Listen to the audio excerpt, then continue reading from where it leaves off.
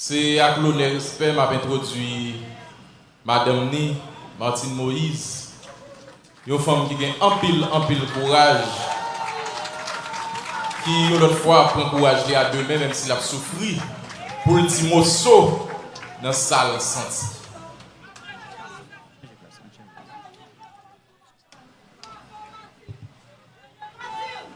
Merci, assez.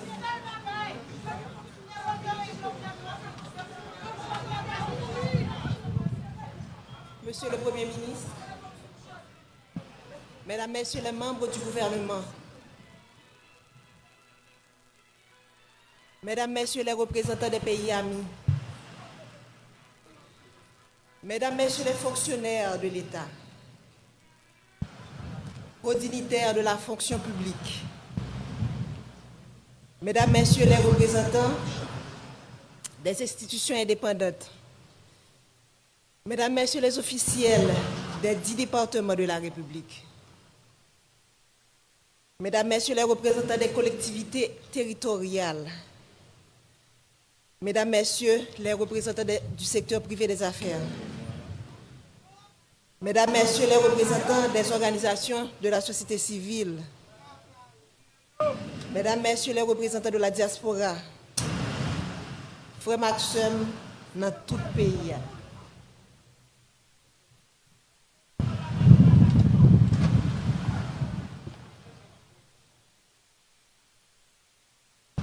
Au nom de toute la famille présidentielle, j'aimerais vous remercier du profond de mon cœur de votre présence parmi nous pour rendre un dernier hommage à mon mari Jovenel Moïse. La famille vit des jours noirs. Faire le déplacement jusqu'ici pour nous soutenir, pour dire au revoir à mon président, à mon mari, mon ami, le père de mes enfants, est une marque de sympathie qui procure force et courage à toute la famille et l'aide à surmonter ces épreuves.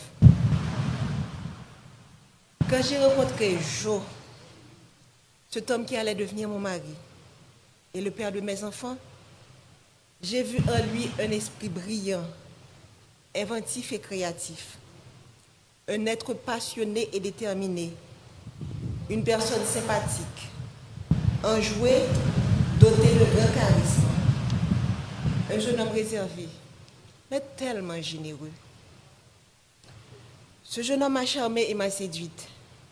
Il a gagné mon cœur. Et depuis, nous avons décidé de construire un seul et même avenir. Nous avons choisi de ne faire qu'un seul et même être. Il est devenu ma chair et mon sang coulait dans ses veines. Il est devenu mon hymne et moi son orchestre. Ce jeune homme passionné, cet entrepreneur à succès, mon Jovenel Moïse, a toujours cherché à faire plus, à faire mieux. Pour avoir été longtemps une victime, il connaissait bien les vices de ce système pourri et injuste, dont personne avant lui n'a voulu parler. Ce système auquel peu avant lui ont voulu s'attaquer. Alors il a décidé de se lancer dans cette bataille pour le changement.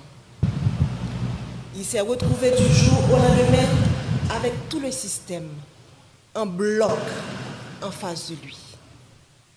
Il a été traité de tous les noms, sous l'anonymat des réseaux sociaux, derrière la toute-puissance des micros et la pointe des stylos vendus à prix d'or, caché sous des titres ronflants dont il s'affuble.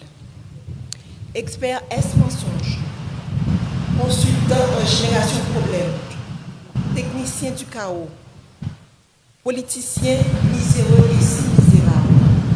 Chacun s'est voulu plus créatif que l'autre. J'entendais des adjectifs associés au nom de l'homme de ma vie et j'avais du mal à m'imaginer que la folie du pouvoir, la vulnérabilité économique, l'envie pouvaient conduire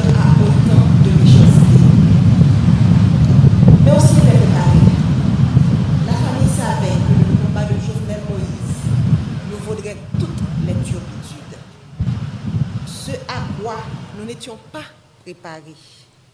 Ce à quoi je n'étais pas préparée, c'est de me tenir debout aujourd'hui pour prononcer l'éloge funèbre de mon mari.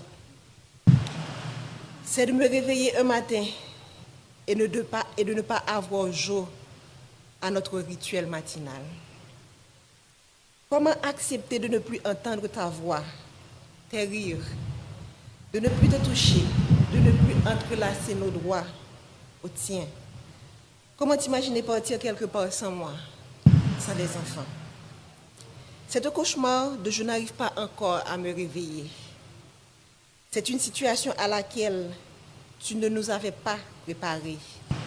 Ta femme, tes enfants, tes petits-enfants, tes frères et sœurs, tes neveux et nièces, cousins et cousines, tes amis, tes collaborateurs, ton peuple.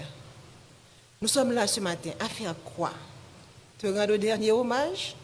Faire ton deuil? Nous ne sommes pas préparés à cela. Je me souviens encore de toi me disant que tu veux partir les mains propres et pures. Mais tu ne pensais pas partir sans avoir pu faire tes adieux. Tu ne pensais pas partir mutilé, désarticulé. Tu as été sauvagement assassiné, toi qui as toujours renoncé à la violence. Tu as toujours prêché le pardon, la réconciliation, le tête ensemble. On a comploté contre toi, te condamnant à mourir dans la barbarie et la cruauté. Toi, si indulgent avec les autres, tu as connu la haine. Ils t'ont jeté leur venin pour assassiner ton caractère. Toi, toujours si loyal envers eux, tu as été abandonné et trahi. Ton assassinat a mis à nu leur haine, leur laideur et leur lâcheté. Quel crime as-tu commis pour mériter un tel châtiment? Toi dont le plus grand péché a été d'aimer ton pays, défendre les plus faibles, les plus vulnérables, les plus opprimés, les sans-voix contre l'avarice des uns et la cupidité des autres. Est-ce un crime? Vouloir libérer l'État des griffes d'oligarques corrompus, est-ce un si grand méfait?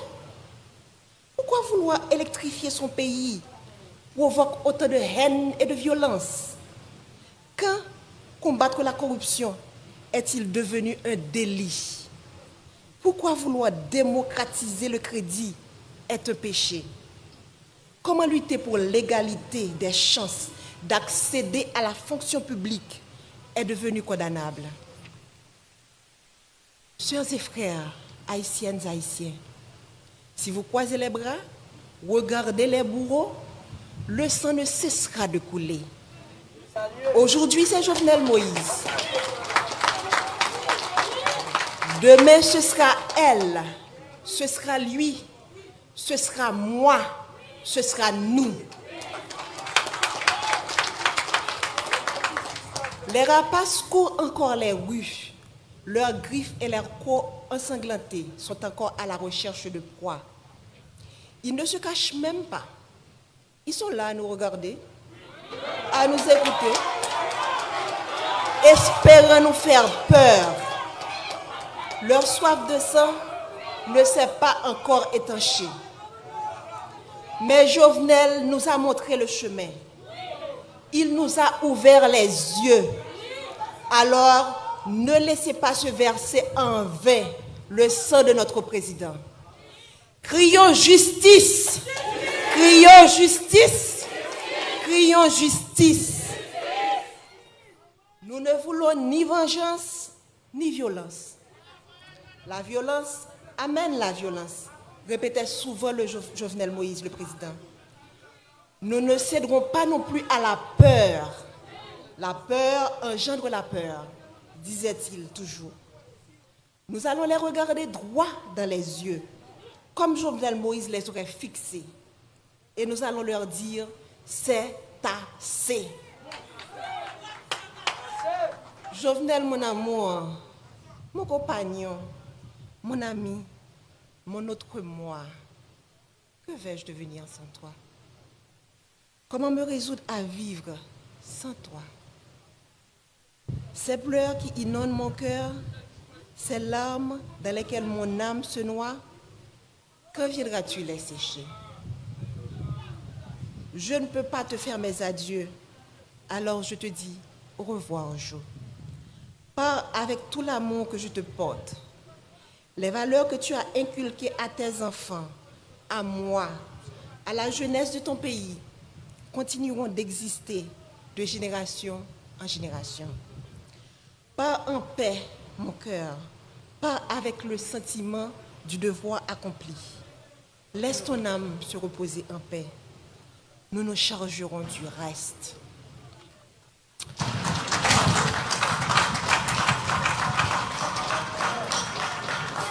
Accès haïtien qui vivent dans 4 coins pays, dans la diaspora, nous-mêmes qui venons supporter la famille dans un moment difficile, nous disons merci en pile.